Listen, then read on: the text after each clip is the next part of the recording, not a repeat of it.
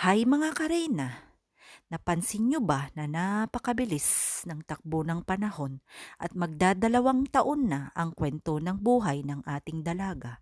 Napakasayang isipin na talaga namang going strong pa rin tayong lahat na nagmamahal sa kanya.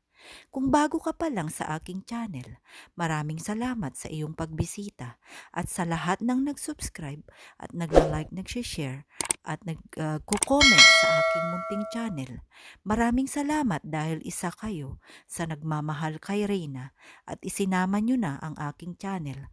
Heto nga tignan natin ang mga napakagandang photos ni Reyna na inupload ni Mama Roda sa social media. Makikita natin ang napakagandang background ng Chinese New Year ng mga palamuti at napakasayang pagmasdan ang ating dalaga na talaga namang mukhang inosenteng inosente ito pero taglay ang kagandahan na para sa akin ay wala nang gaganda pa sa ating dalaga. Usaping Chinese New Year sa ngayon mga kareyna at alam naman natin na ang Team Kalingap ay nasa Hong Kong sa ngayon upang mag-celebrate or makiselebrate ng Chinese New Year na makikita naman natin sa social media na napakasayangan nila.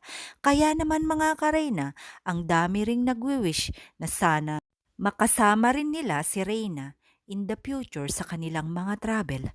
Ganun pa man mga kareyna, marami pa ring natutuwa dahil sa mga improvements ni Reyna at mga nangyayari sa buhay ni Reyna sa ngayon.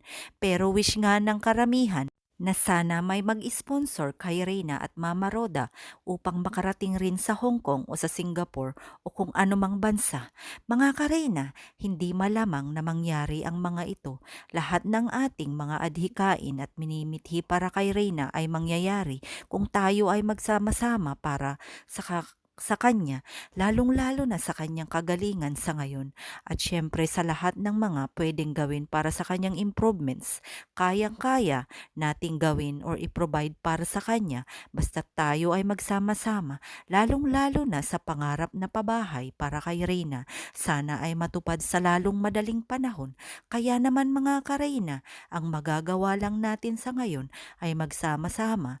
Magtulong-tulong tayo kung ano ang makabubuti sa kanya. Kung kailangan nating manood ng mga videos ng ating mga kasamahan sa social media upang sa ganun ay makalikom tayo ng mga pondo para lang sa ikagagaling or kabutihan or para sa future ni Reyna, sana ay gawin natin upang sa ganun ay unti-unti nating maabot ang mga pangarap natin para kay Reyna sa dinami-dami na nagmamahal kay Reyna na katulad nyo at katulad ko, hindi malamang na mangyari ang lahat para sa kanya. Kaya naman mga kareyna, wala akong ibang hinihiling sa ating lahat na nagmamahal sa kanya, kundi magsuportahan tayong lahat para sa kanya, lalong-lalo na sa channel ni Kalingap Roda or ni Roda Mix Vlogs na siyang nag-aalaga kay Reyna. Maraming salamat sa ating lahat.